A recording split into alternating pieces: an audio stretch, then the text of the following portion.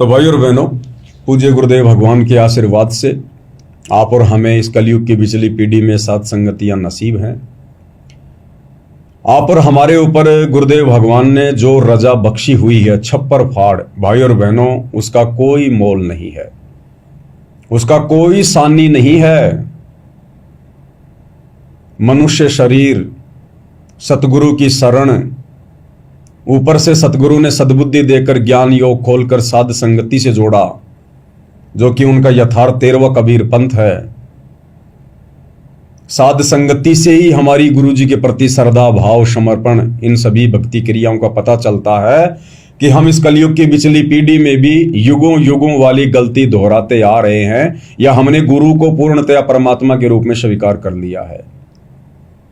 इसके बाद गुरुदेव भगवान को भोग लगाना, उनकी आरती उतारना, उनकी चरण चंपी करना, घर घर में गुरुदेव के आसन लग जाना, एकमात्र गुरुदेव का जयकारा लगाना, एकमात्र उन्हीं की फोटो रखना, हर प्रकार से मर्यादाओं में रहते हुए, संघर्ष करते हुए, ज्ञान को आधार बनाकर भक्ति मार्ग पर अपनी आत्मा के कल्याण हेतु आगे बढ़ना, ये सारी की सारी जो बातें हैं भाई और बहनों, केवल साध संगति में ही मिलेंगी, अन्य नहीं मिलेंगी। अन्य भगत भाई बहन जो साध संगति के अलावा जो गुरुदेव से जुड़े हुए हैं, जो सतलोक आश्रमों से जुड़े हुए हैं, वो भाई बहन तो जो मुख्य नियम है जो गुरुदेव हमें नाम दीक्षा के समय फोरम पर लिख कर देते हैं, वो नियम भी पूर्णतया फॉलो नहीं कर रहे। और गुरुदेव अपने सत्सेवक बच्चों से वो नियम तो पूर्णतया फॉलो करवा ही रहे हैं। साथ में सत्संगों में गुरुदेव हमें जो आदेश देते हैं वो नियम भी फॉलो करवा रहे हैं। इसके अलावा गुरुदेव हमारा ज्ञान योग खोलकर, हमारे को सूक्ष्म दृष्टि देकर, और जो सूक्ष्म नियम हैं, जो कॉमन सेंस से समझ में आते हैं, गुरुदेव उनको भी फॉलो करवा रहे हैं। क्योंकि परमेश्वर ने साध संगति से केवल उन्हीं आत्माओं को जोड़ना है और उन आत्माओं को निर्मल बनाना है, हर प्रकार से मर्यादित बनाना है, सच्चे गुरु भगत बनाना है, जिन आत्माओं को परमेश्वर ने अपने धरती पर रहते सहते इसी जन्म में और इसी कलयुग की पिछली पीढ़ी में सतलोक लेकर जाना है। तो आप और हमने भी भाई और बहनों किसी प्रकार की कोई कमी अपनी तरफ से नहीं रखनी है।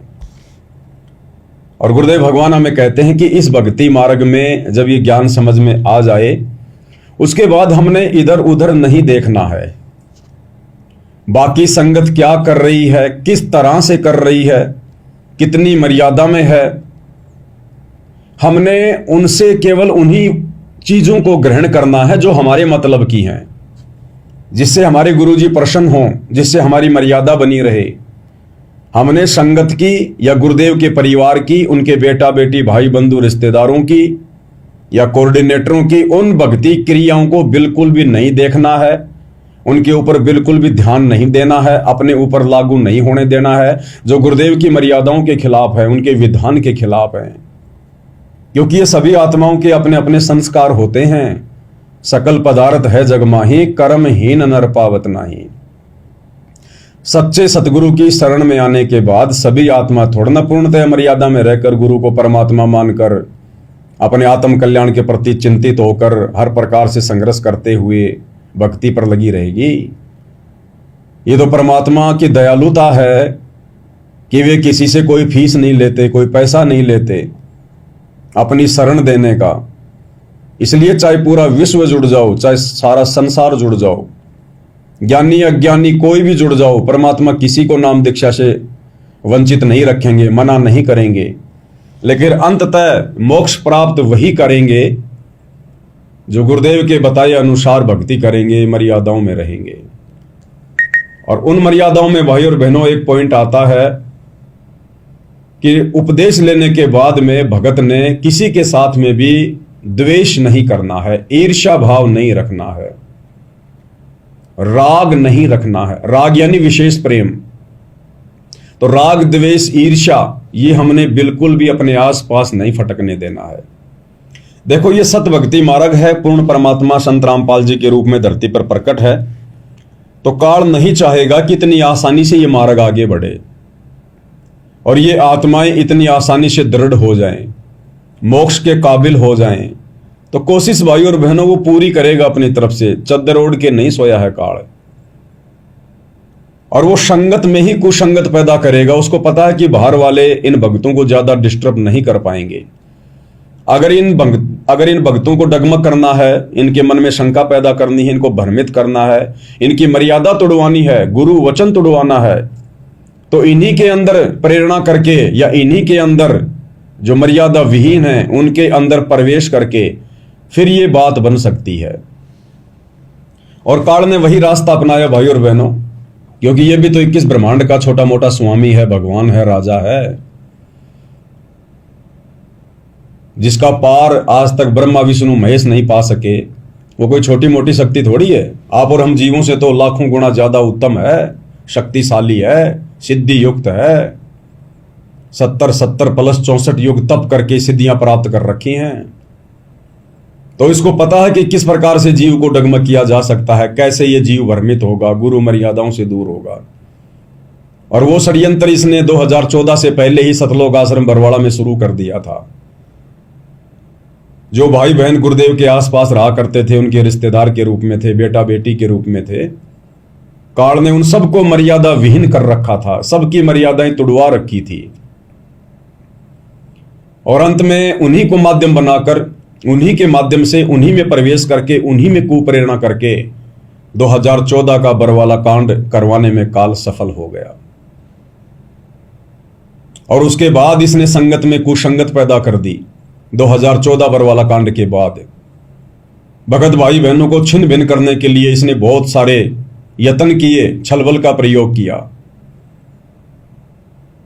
राजनीतियां करवा के, स्टेडियम बनवा के, आरक्षणों में बैठा के, गुंडों की सीबीआई जांच का समर्थन करवा के, गुरुदेव का विधान तोड़कर मनमाना आचरण करते हुए जगत वालों की धर्मशाला बनवाना, उनको चंदे के रूप में पैसा देना, सूखा राशन देना, उनके मकान बनवाना, अयोध्या में आन उपासकों के लिए भंडारा लगाना, मुसलमानों के प्रति राग द्वेष करना, विश्व हिंदू परिषद और बजरंग दल वालों के साथ मिलकर बांग्लादेश के मुसलमानों के खिलाफ रैलियों में शामिल होना, संगत को शामिल करवाना, ये सब काल का षड्यंत्र था, काल का षड्यंत्र, और लगातार जारी है।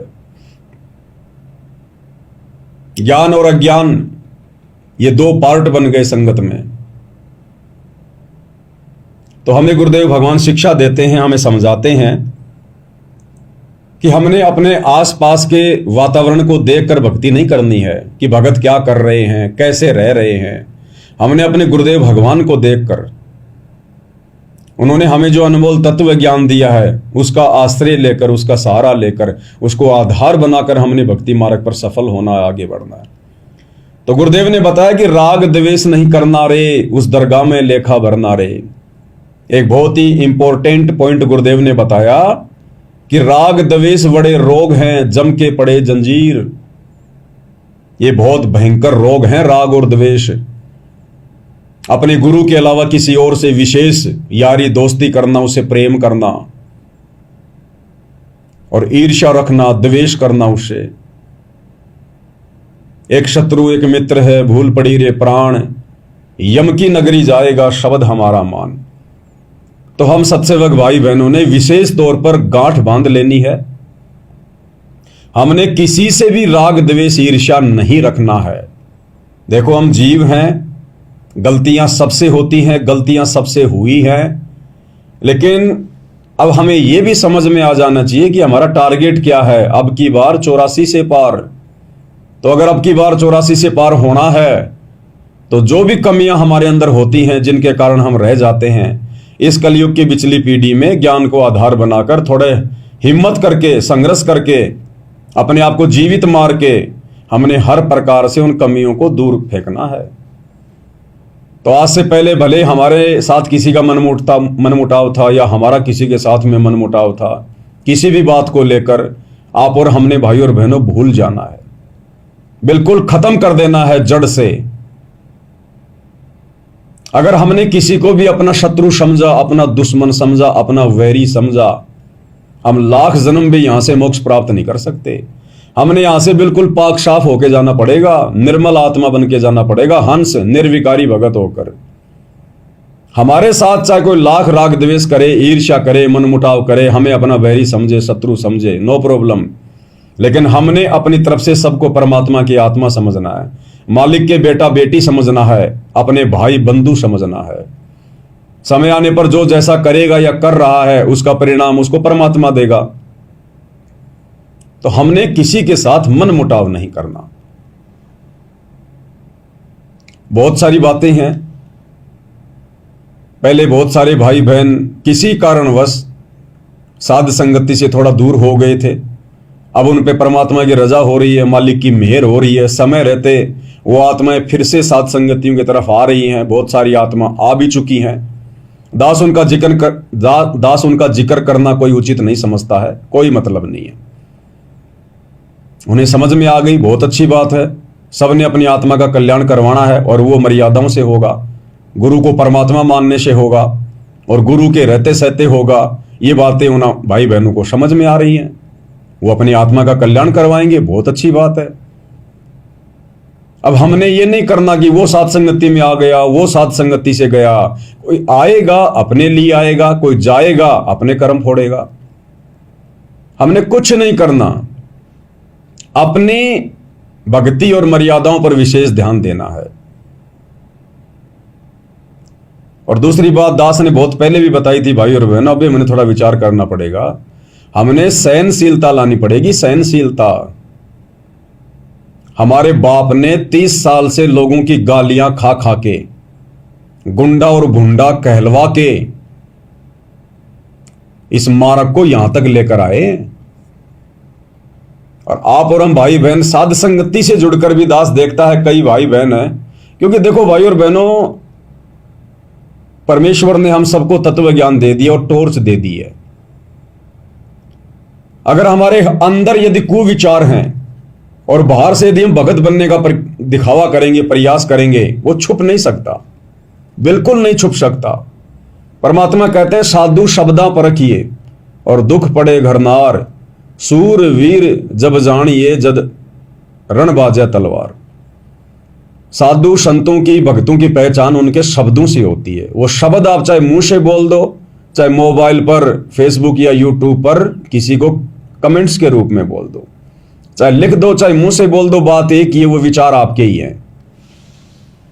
तो बहुत सारे जगत वाले हैं या कुछ हमारे सतलोक आश्रमों से जुड़े हुए गुरु भाई बहन हैं जो अभी किसी कारणवश, कमजोर संस्कारवश अभी वो साध संगतियों को समझ नहीं पा रहे हैं और कुछ भक्ति क्रियाओं को लेकर उनके मन में द्वंद्व वाली स्थिति है। तो वो उल्टी सीधी बातें लिख देते हैं कि तुम तो पवन दास के चेले हो, तुम्हारा गुरु तो पवन दास है, तुम तो गुरु द्रोही हो, फलाना है, दिखना है। तो कुछ एक भाई बहन जो सत्सेवक हैं वो राग द्वेष वाली भाषा में उनको कमेंट्स में जवाब देते हैं। तो भाई और बहनों, ये नहीं चलेगा भक्ति मार्ग में। अभी आप जीवित नहीं मर रहे हो, अभी आप सहनशील नहीं हो। आपने लोगो तो लगा रखा अपनी व्हाट्सएप पर, फेसबुक पर, लेकिन अभी वो गुण अपने ऊपर धारण नहीं कर पा रहे हो, तो भी मामला बिगड़ जाएगा, बात बिगड़ जाएगी। गुरुदेव ने एक ही बात कह दी, यो गुरु ज्ञान विज्ञान वाणी, जीवित ही जग में मरो। मरे हुए आदमी को चाहे कोई पवनदास का चेला कहे, चाहे सतगुरु रामपाल जी का चेला कहे, चाहे दुश्मन कहे, चाहे गुरुद्रोही कहे, चाहे देशद्रोही कहे, वो मरा हुआ व्यक्ति कोई प्रतिक्रिया नहीं देता है, कोई प्रतिक्रिया नहीं देता। चाहे उसको कोई गालियां दो, चाहे अच्छा कहो, चाहे बुरा कहो। तो हमने इस स्थिति में आना पड़ेगा, तब हमारी बात बनेगी। समय नहीं बचा है। तुम सोचो हम गुरुजी के आने के बाद भगत बन जाएंगे, लाख जन्म में नहीं बन सकते। गुरुजी के बाहर आने के बाद, गुरुजी 20 साल से बाहर रह के ज्ञान दे रहे थे, कौन भगत बना, कितने भगत बने। हमें भगत बनाने के लिए, हमें अपनी पहचान करवाने के लिए तो गुरुदेव हिसार जेल में गए हैं। तो बाहर आने के बाद हम कैसे भगत बन जाएंगे? नहीं बन सकते। वो हिसार जेल में बैठकर ही भगत बनाएगा जिसको बनाना है। बाहर आने के बाद तो सारे भगत बन जाएंगे। लूला लंगड़ा, अंधा गूंगा, बहना कारा, यानी ज्ञानी अज्ञानी सारे के सारे भगत दिखाई देंगे। जैसे 2014 बरवाला कांड से पहले सतलोक आश्रमों में सारे के सारे भगत दिखाई देते थे, लेकिन जैसे ही बरवाला कांड हुआ, आधे से ज्यादा तो उसी समय गुरुजी से दूर भाग लिए और बाकियों का धीरे धीरे उनके कुकर्मों के चलते अब पता चल रहा है उन्होंने कितना ज्ञान समझा, कितना गुरु को परमात्मा माना। तो ये मौका भगत बनने का, सतलोक का सर्टिफिकेट लेने का, ये केवल गुरुदेव भगवान के हिसार जेल में रहते सहते है। वर्तमान वालों के लिए, आप और हमारे लिए, जिनकी गुरुदेव वर्तमान में परीक्षा ले रहे हैं। बाकी आगे गुरुदेव के आने के बाद जो आत्मा आएंगी उनको परमात्मा ने देखना है, आगे कैसे उनकी परीक्षा होगी, कैसे परमात्मा उनको योग्य बनाएंगे, क्या करना है, वो बाद का विषय है। ये आप और हमारी परीक्षा चल रही है, विशेष परीक्षा। तो हमने किसी भी भाई बहन को कमेंट्स में किसी प्रकार का कोई भी ऐसा जवाब नहीं देना है जिससे वो और ज्यादा भड़के। पहली बात तो आप जवाब दो ही मत ना, आपको आवश्यकता क्या पड़ गई। मैं पवन दास लोगों को कितने जवाब देता हूं, मैं जब वीडियो डालता हूं, लाइव आता हूं, कितनी गालियों की बौछार होती हैं। क्या मैं किसी को जवाब देता हूं? क्या बाद में उस कमेंट्स में मैं किसी को जवाब देता हूं क्या? अरे जब हम पाक साफ हैं, हम सही रास्ते पर चल रहे हैं, तो फिर हमारे को अंदर से जलन होनी नहीं चाहिए, हमारे को अंदर से द्वेष ईर्ष्या पैदा नहीं होनी चाहिए। वो अपने आप रह जाएंगे चीख कर चिल्ला कर। फिलहाल उनको नहीं समझ में आ रहा ये ज्ञान, और क्या पता आने वाले समय में वो व्यक्ति आपसे भी ज्यादा ज्ञानी हो जाए, आपसे भी अच्छा भगत बन जाए, किसको पता इस बात का। तो भाई बाद में हमने सबसे मुंह मिलाना है, हमने सबसे आंखें मिलानी है। आज कोई विरोधी है, वो भी कल को गुरुदेव की शरण में आएगा, वो भी परमात्मा की आत्मा है। तो चाहे जो भाई बहन साथ संगति से बाहर चले गए थे, अगर वो भी उल्टे सीधे कुछ कमेंट्स करते हैं, हमने कोई जवाब नहीं देना, कोई प्रतिक्रिया नहीं देनी है। देनी है तो प्यार प्रेम से दो, ज्ञान आधार से दो, उसके दिल पर चोट नहीं लगनी चाहिए, बिल्कुल शांति से। क्योंकि हमने भगत बनना है, हमने अपने आत्म कल्याण की सोचनी है। भगतों के शब्दों से पता चल जाता है कि भगत के अंदर अभी कितना द्वेष है, कितनी ईर्ष्या है, कितना ज्ञानी है, कितना ज्ञानी है। जब हमारे जैसे दो कोटि के जीवों को पता चल जाता है तो समर्थ तो सब कुछ है। समर्थ को तो उस कमेंट्स की भी जरूरत नहीं है, कमेंट्स पढ़ने की भी जरूरत नहीं है, वे तो अंतर्यामी है। और उनकी नजरों में हमने पाकसाफ बनना है, योग्य बनना है। तो हमने सारी कमियों को दूर करना है भाई और बहनों, सारी कमियों को ध्यान रखना इन बातों का, क्योंकि सबने एक होना है, हम सब एक ही हैं। आत्मा कोई भी बुरी नहीं है, लेकिन ये बीच में काल का झकझोल 2014 बरवाला कांड के बाद ये काल ने जो जैसी मर्यादा में है या नहीं है, उस आधार से काल उनमें बैठकर सारे काम करवा रहा है। तो आत्मा बुरी नहीं है, भगत कोई बुरा नहीं है, ध्यान रखना इन बातों का। जो जैसा करेगा समय आने पर अपना पाएगा। कौन गलत था कौन सही था, परमात्मा ने साथ संगति की वीडियो से सारे निर्णय करवा दिए हैं। अब आप लोगों ने उनके साथ में अभद्र व्यवहार करने की जरूरत नहीं है, उनके कर्म उनके साथ में हैं। और आने वाली आत्माओं को समझाने के लिए वीडियो तैयार हो चुके हैं। अब हमने अपने आत्म कल्याण की तरफ ध्यान देना है। हम सब एक परमात्मा के बच्चे हैं, सतगुरु रामपाल जी के। संगत वाले तो छोड़ो, देश विदेश के जितने भी हिंदू मुस्लिम सिख ईसाई सब उसी परमपिता परमेश्वर के बच्चे हैं। ये थोड़ी है कि अभी अगर वो शरण में नहीं आए तो वो गुरुजी की आत्मा नहीं है या गुरुजी के बेटा बेटी नहीं है। आने वाले समय में तो सारे आएंगे जो बचेंगे वो। तो द्वेष नहीं करना बिल्कुल भी। और वैसे भी परमात्मा साथ संगति में लिखवाते हैं कि राग द्वेष ईर्ष्या की भक्ति सतगुरु को नहीं भाती है। सुन सत्संग जो हंस है बनते, गुरु मेहर उन्हीं पर करते हैं। तो हमने बिल्कुल भी किसी के साथ में आज के बाद में ये ध्यान रखो। वैसे तो दास बार बार आप लोगों को बताता रहता है, क्योंकि साध संगति इसी का नाम है कि हम अपने अंदर के जो कुविचार है उनको बाहर निकाल दें, जो गंदगी है उसको जितना जल्दी हो सके बाहर निकालें। हम हंस बनने का प्रयास करें, निर्विकार होने का हम प्रयास करें। बाकी जो जैसा करेगा अपना पाएगा, इसमें कोई संशय नहीं है। और जितना परमात्मा ने बुलवाना था बुलवा दिया है। अब हमने अपने आत्म कल्याण को देखना है।